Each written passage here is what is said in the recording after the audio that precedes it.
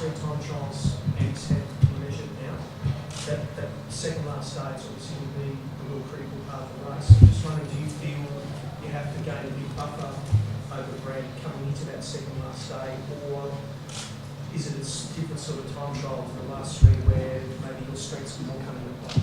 Certainly, it's a time trial after 3 weeks of racing is different than 9 days of racing. But in terms of having a buffer, I think the best way to go into the last time trial is a 5 minute lead, and then you could just cruise in and see whether you train for the Olympics or or go for the stage win.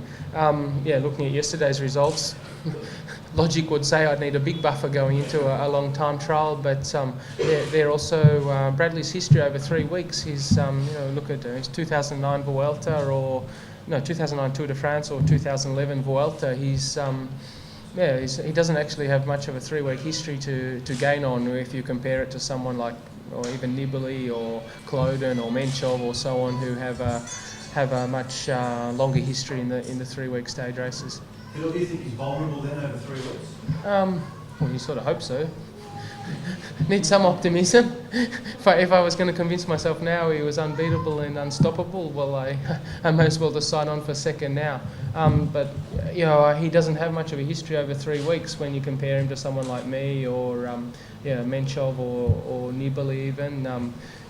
Most of the other riders in the first 10, I think, have more. We've seen them more at their limits and so on, and have more 3 week tours to judge them by and or gauge them by. So Wiggins, we don't know. Bradley, and not that I saw anything that I hadn't seen before, but he's a very he's sort of like the time trialist who can climb.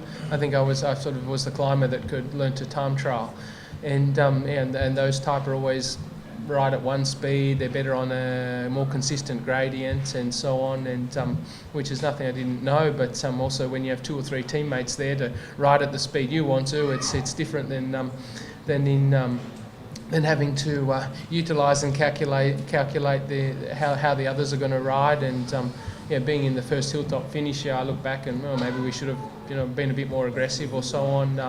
But being the first hilltop finish, I have to find out truly for myself what my level is. And now when we go to the next climb, more so Torsuire, I think, Gran Colombier, it's a very hard climb, but it's a long way from the finish. But I think Torsuire will really be the climbers, where the climbers will shine. And we'll see how come someone comes around like Van den Broek and Nibali and so on.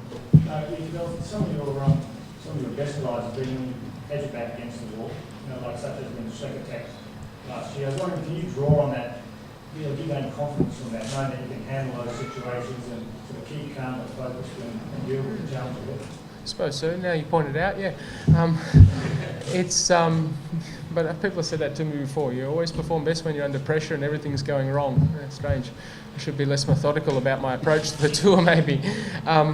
I suppose, especially in my mind, that was one of the best rides I ever did in my life on the Galibier, actually. But going in, having been in various situations, hopefully that'll really come into play in this next week of racing, and particularly the last week of racing for that experience and so on. Is when I remember going up against Sastre, and he'd already done 13 or 14 Grand Tours, I think, before he won in 2008, and it made me think it was double the experience that I had at that time, I think.